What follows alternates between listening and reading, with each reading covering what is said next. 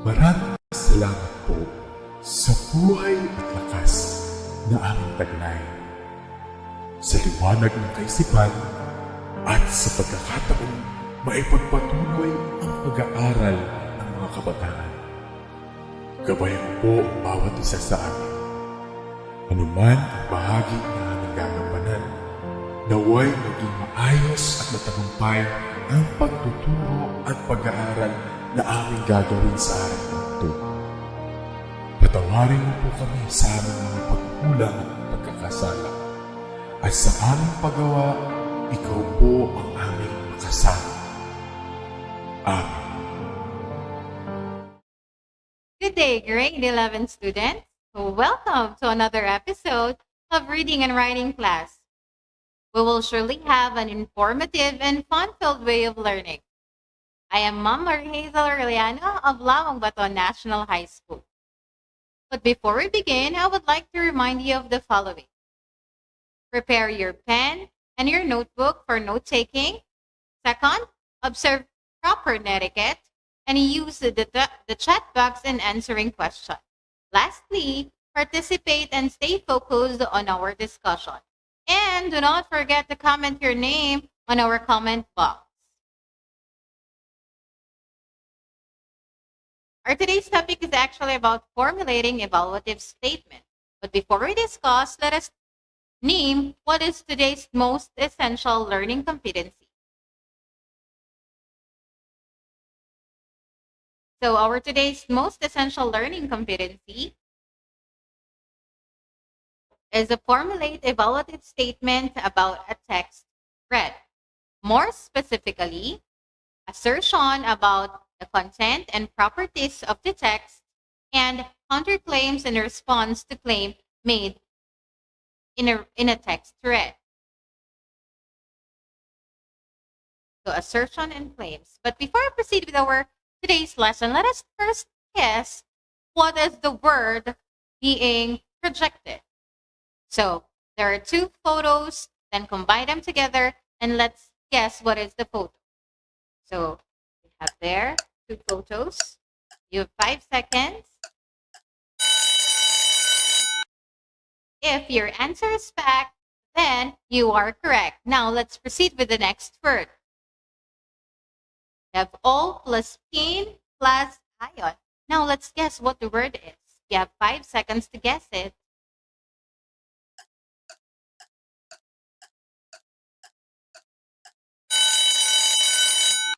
If your answer is opinion, then you are correct. Now let's proceed with the last photo. So con plus oven plus lotion. What could be the word? You have 5 seconds to guess it.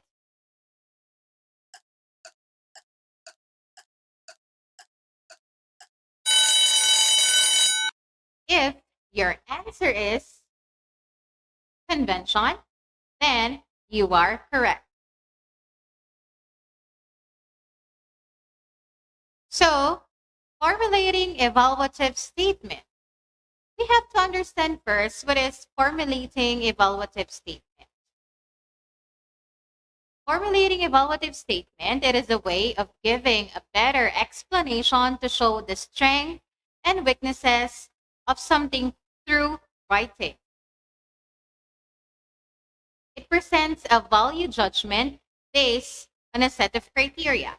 Presenting a value judgment based on a set of criteria, you needed a judgment that can be supported by valid reasons or facts. How to formulate evaluative statement. There are two different ways on how to formulate an evaluative statement. The first is formulating assertion. It is about content and properties of a text read. Next is formulating counterclaim. You say formulating counterclaims, it is a response to a claim made in a text. So formulating assertion. Let us first define what is assertion. Assertion is a statement used to make a declaration or to express a strong belief on a particular topic. It is often without evidence. So it is a statement used to make declaration to express a strong belief, particular topic without evidence. The purpose of writing assertion is to convey directly their ideas or feelings or convince the reader to accept the writer's interpretation about a certain work. We can do this by examining which ideas are facts or opinions by making inferences or conclusion and assessing the overall quality of the text. So according to Chongson 2016, assertion or declarative sentence that claims something that is true about something or something else. There are 4 types of assertion: statement of facts, statement of opinion, statement of convention, and statement of preferences. So we have here the statement of fact. So this statement can be proven objectively by direct experience, testimonies of the witnesses, verified observation, or result of a research. Statement of fact can be proven effectively. These are the statements that can be checked or verified. We can check facts by conducting experiments or observation. Facts are certain, always remember that, which may include number or it may contain specific information about person, place, or things. So we have here the example. The sampaguita roots are used for medicinal purposes such as an anesthetic and sedative. The example can be directly verified as a statement of fact. Why? Because it is based on experience or reliable researches. Next is we have statement of opinion. When you say statement of opinion, it is based on facts but are difficult to be objectively verified because of the uncertainty of producing satisfactory proofs. These are statements that cannot be proven nor checked. This is actually someone's belief, and this type of assertion is open for dispute or debate. For you to be able to identify facts or opinion, you have to ask yourself if this statement can be proven. If your answer is correct, or yes, should I say, then that is a fact. But if your answer is no, then definitely that is opinion. So we have here different clue words in statement of opinion, such as think, believe, sim, always, never, most, least, first, and greatest. So example of a statement of opinion is the popularity of sampaguita flower is most evident in place of worship. If you will notice in the given statement, it is considered statement of opinion. Why? Because it is based on observation that needs to be proven by studies or repeated observation. There are a lot of factors involved that makes explicit judgment difficult.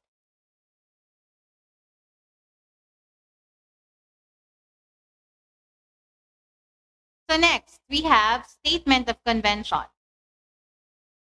When we say statement of convention, it is a way in which something is done similar to tradition or norms. Convention depends on historical precedents, laws, rules, usage, and customs. In the statement of convention, it looks commonly held definition and beliefs for their verification. Its truthfulness can be verified by how commonly held definition are interpreted. They may sound factual, but actually there's no amount of observation nor measurement will prove a statement of convention true or factual. One goes to dictionary or reference work to verify conventional statement. Convention believes that they are socially accepted but cannot be verified objectively. We have here an example. Sampaguita belongs to genus Chasminum of the family Olicaea. This actually sounds factual, but do you know? This statement is a convection one. Why? Convention one. Why? It is based on classification system made up by scientists and it is acceptable to the scientific community. The last statement is a statement of preference. When I say statement of preference, it is based on personal choice. Therefore, they are subjective and cannot be objectively proven or logically attacked. This statement goes to the heart of our values or beliefs. No proof is possible. There's no obligation to support the truth of such statement. Example, sampaguitas are the most beautiful and most fragrant of all flowers. This example is a statement of preference. Why? Because it says a lot about what the type of flower does the speaker likes, instead of objectively comparing it to other flowers. So formulating counterclaim.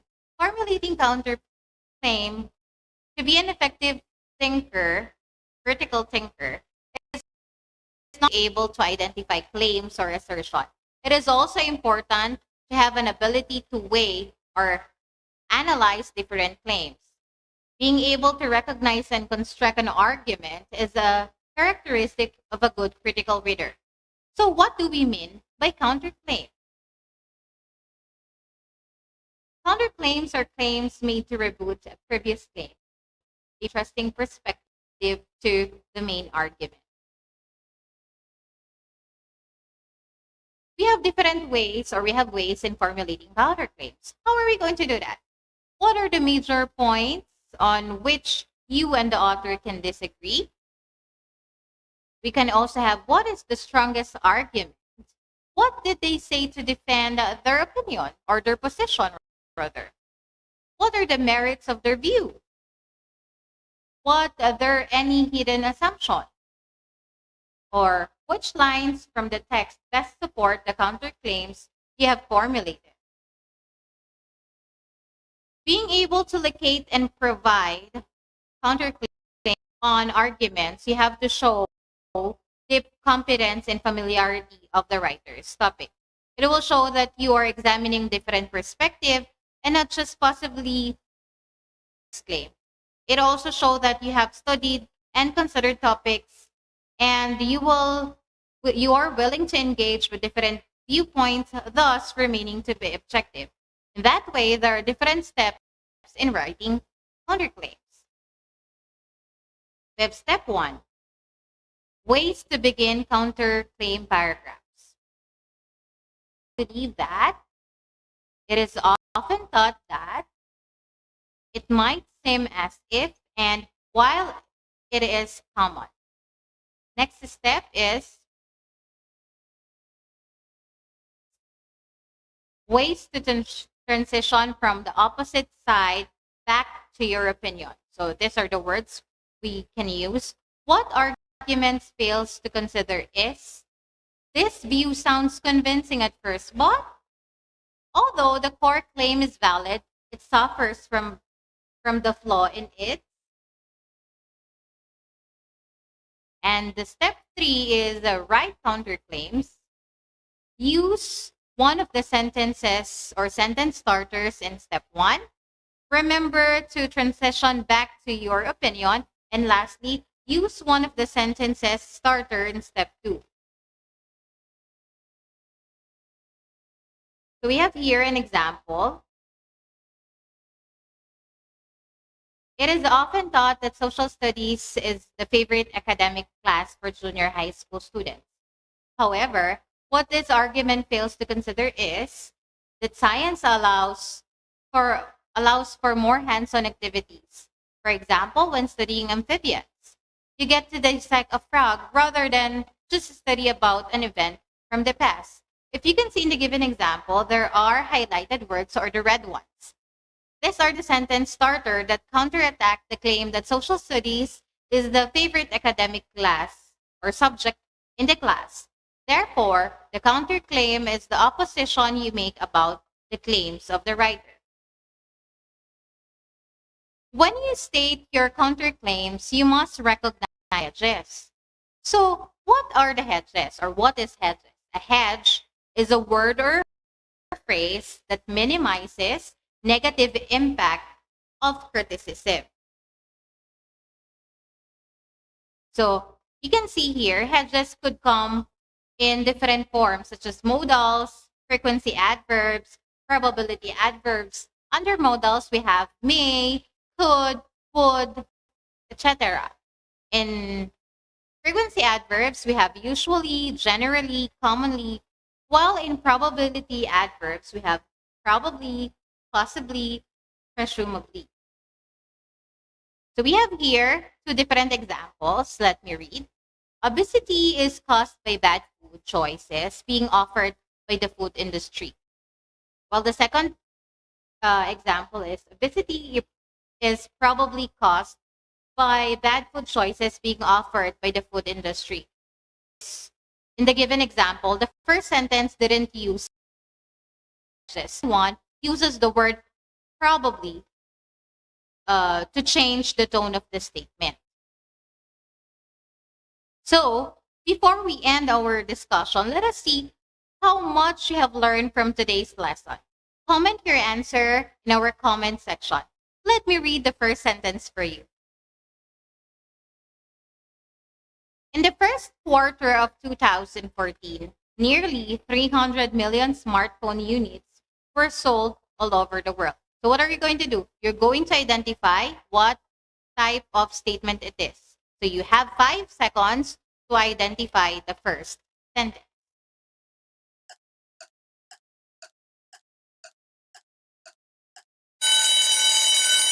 So if your answer is statement of fact, then your answer is correct. Next sentence. Social networks are the most distracting websites on the internet. So you have 5 seconds to answer or to identify what type of statement it is.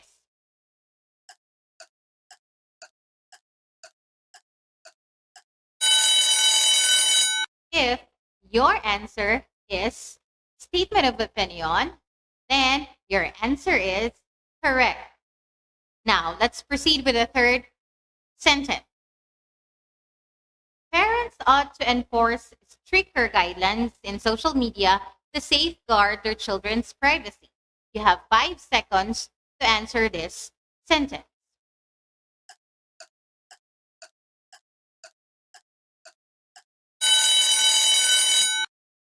If your answer is statement of convention, you are correct. And last sentence. Facebook is fuller social media platform than Twitter. Now, let's see what type of statement it is. The 5 seconds.